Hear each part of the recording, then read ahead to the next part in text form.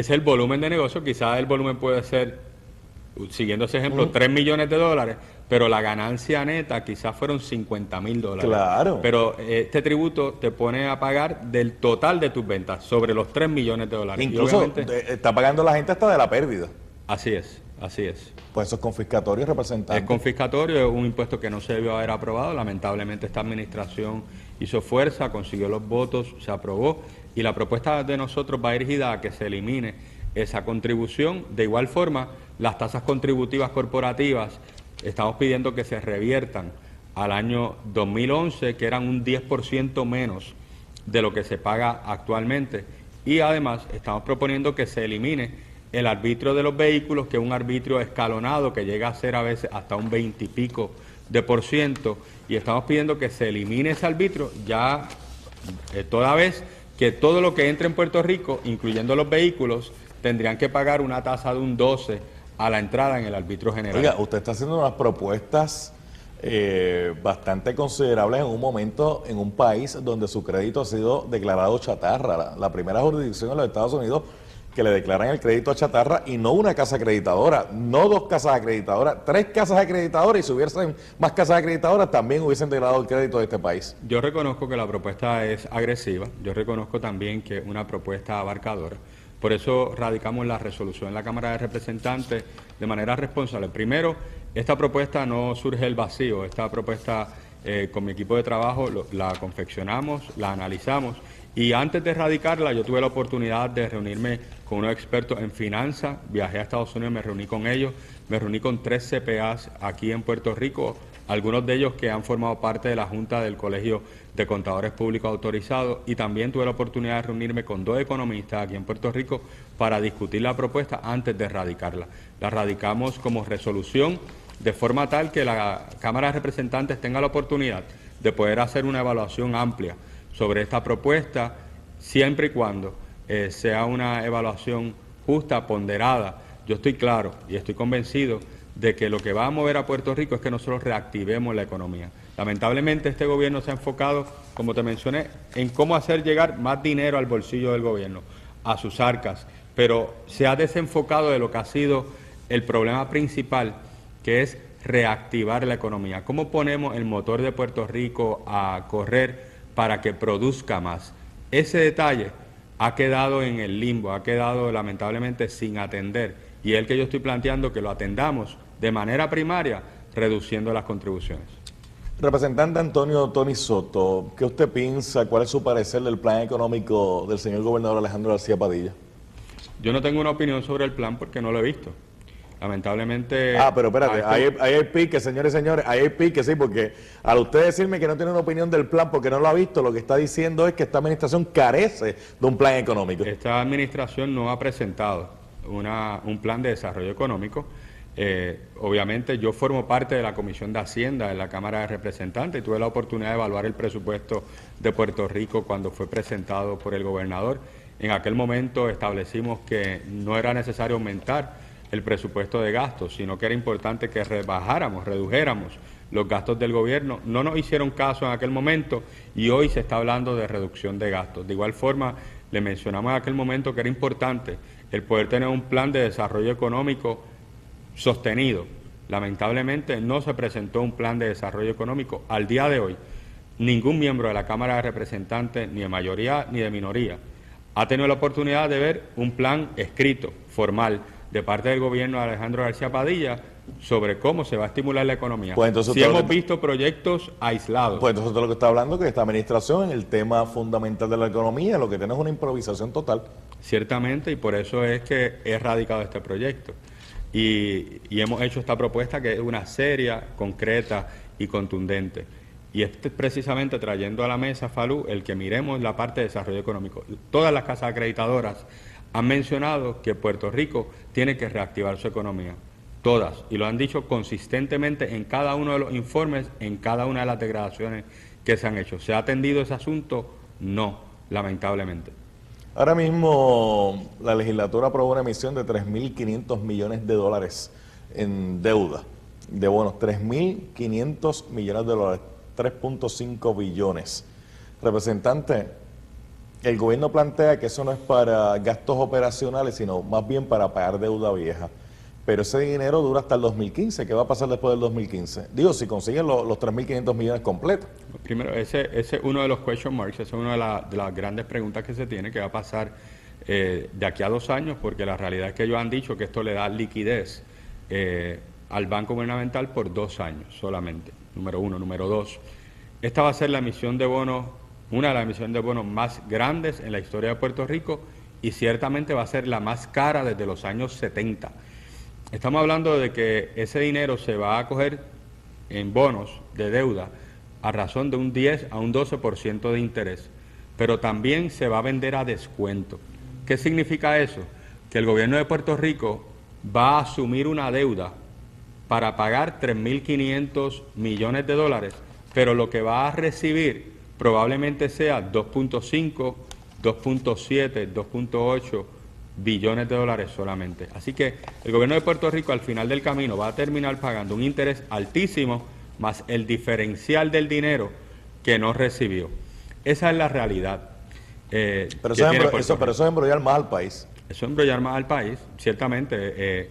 Estamos aquí no embrollando el país ahora, estamos embrollando aquí a nuestros hijos y a nuestros nietos. Pero el gobernador plantea de que hay que hacerlo y que este embrollo viene de administraciones anteriores. El error grave que ha tenido esta administración es que no salió al mercado de bonos en el pasado año con emisiones de bonos más pequeñas. El gobierno debió haber salido poco a poco con emisiones de bonos paulatinas, 400, 500 millones de dólares. Lamentablemente no lo hizo porque no tenían las condiciones. No tenían las condiciones porque no había reactivación económica. Y volvemos a lo mismo. Aquí se habla mucho, Falú, de que la deuda de Puerto Rico son 70 billones de dólares. ¿Tú sabes qué? La casa acreditadora no le importa mucho si son 70, 72, 75. Es que tú tengas la capacidad de generar el dinero para lo que ellos te están prestando y para lo que te han prestado. Si tú tienes el desarrollo económico sostenido, pues obviamente tú vas a poder tener una deuda pública de esa magnitud. El problema aquí es que no hay el desarrollo económico que le establezca a los bonistas el que el gobierno de Puerto Rico tiene la capacidad hoy y tendrá la capacidad mañana para pagar las deudas que tiene emitidas. Pero ¿dónde va a salir más dinero? Ya el pueblo no tiene de dónde. No tiene ya más. Mire, la energía Este es el fondo.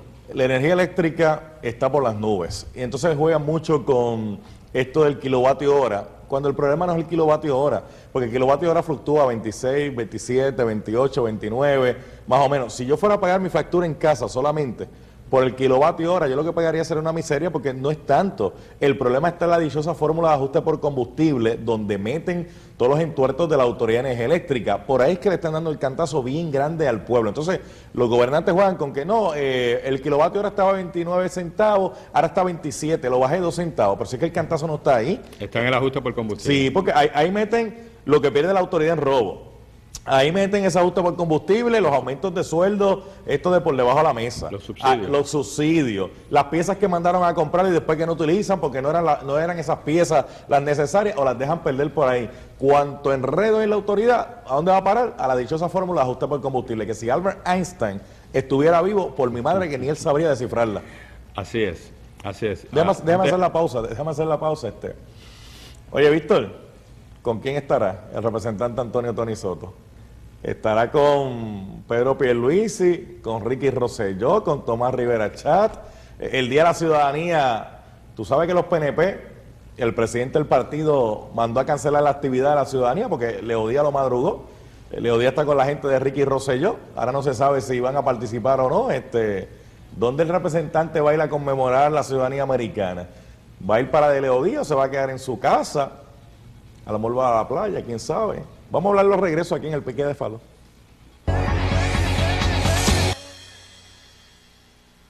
Aquí estamos de regreso en el Pique de Falú, información útil para tu diario vivir. Gracias por estar con nosotros y hacer su programa, su favorito. Qué bueno poder contar con ustedes, su respaldo, su sintonía a través del Pique de Falú. Bueno, señoras y señores, estoy con el representante Antonio Tony Soto.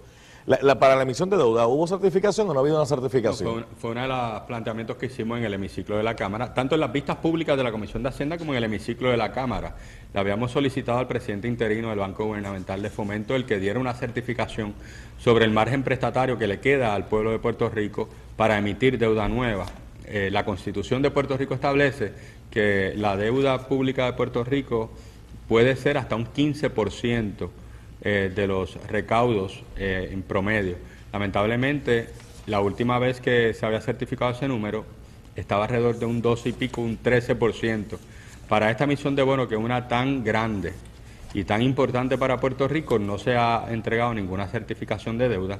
No la entregaron a pesar de que se habían comprometido en la Comisión de Hacienda y no la entregaron tampoco el día que la Cámara de Representantes, la delegación del Partido Popular, aprobó la emisión. Así que yo creo que es importante que el Banco Gubernamental certifique cuál es el balance de ese margen prestatario que tiene el gobierno de Puerto Rico. Pero si el gobierno no sale al mercado, la realidad es que mañana no tendrá dinero para operar.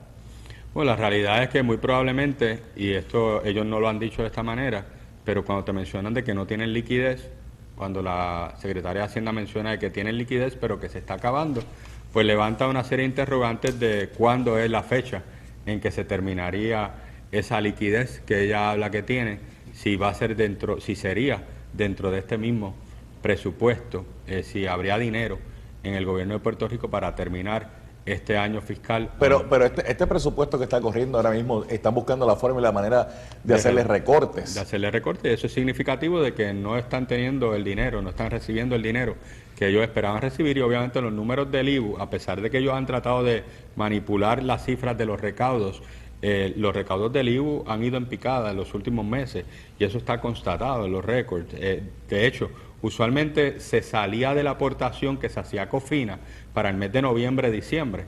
En este año no se salió de la aportación que se hace a COFINA hasta el mes de enero, casi febrero. O sea que realmente los recaudos del gobierno han ido bajando. Deme un segundo, porque yo tuve en este programa al presidente de la Cámara, al representante Jaime Perello Borrás, donde le pregunté referente a los recortes que van a hacer en el presupuesto, porque si van a hacer recortes en el presupuesto, o una de dos, o lo inflaron, o el presupuesto fue mayor de lo que tenía que ser, o la realidad es que se quedaron pelados y están buscando y también dónde van a hacer esos recortes, porque mucho es lo que se habla de hacer recortes, pero ¿dónde van a hacer esos recortes? Porque no le han dicho a la gente dónde van a hacer. Así es, y hay partidas que tú no las puedes tocar, o sea, lo que son servicios médicos, es difícil el uno hacer reducciones en ese segmento. Lo que son servicios directos a la gente, pues obviamente no se deben de tocar. Lo que tenemos que mirar son las partidas de los contratos, de publicidad y de otros gastos que se han incurrido en esta administración y que también han ocurrido en el pasado. Pero hay contratos y contratos, por ejemplo, porque a veces la gente habla de los contratos de publicidad, ¿verdad? Pero será contratos de publicidad innecesaria, porque hay una publicidad obviamente que el Estado tiene que hacer, que es obligatoria. Por ejemplo, cuando publican los edictos, cuando publican la subasta, eso está establecido por ley, tienen que hacer ese tipo de publicación, ese tipo de anuncios. Cualquier persona que diga, vamos a llevar los gastos de publicidad a cero, es irreal. Hay unos gastos de publicidad por ejemplo, el gobernador ya ha hecho como 3 mensajes en lo que va de este año. 2 de ellos fue a través de medios comerciales, que hay que sumar ahí la preproducción, la producción, la difusión del mensaje, las cadenas. El tercero lo hizo a través de WIPR, el canal del gobierno, pero con todo y eso hay un gasto que se hace en la preproducción, la producción del mensaje, la grabación para poderlo difundir. Eso es un gasto que usted podría plantear que es innecesario, porque posiblemente con una conferencia de prensa tendría el mismo efecto de transmitir el mensaje. Tú podrías hacerlo con una conferencia de prensa, podrías hacer un mensaje sencillo que lo difundas a través de las redes sociales, por ejemplo, y lo complementes con una conferencia de prensa, y no tienes que incurrir en un gasto como el de producción. Pero es que en una conferencia de prensa se abre la puerta a las preguntas. Ese podría ser el temor, que cuando venga el momento de pregunta de reporteros o personas incisivas como tú eres, pues no se tenga la contestación correcta y terminemos diciendo me vale. Eso fue lo que pasó con las casas acreditadoras. Fue lo que pasó con las casas acreditadoras y lamentablemente yo puse en una ocasión, una entrevista que me hicieron, el siguiente ejemplo. Mira, tú tienes a tu niño en escuela elemental, en escuela intermedia, la maestra te llama para reunirse contigo, para decirte que tu hijo está teniendo ciertas dificultades en el salón, que está sacando malas notas y que es importante que te involucre en el proceso de tu hijo. Sin embargo, tú como padre te quedas mirándola a la maestra a los ojos y cuando termina de hablar, la miras fijamente y le dices, me vale. ¿Qué tú crees que puede ocurrir con tu hijo? Si la nota que va a tener en la clase tu hijo depende de esa maestra y del approach, del envolvimiento que tú tengas con tu hijo para poderlo sacar adelante.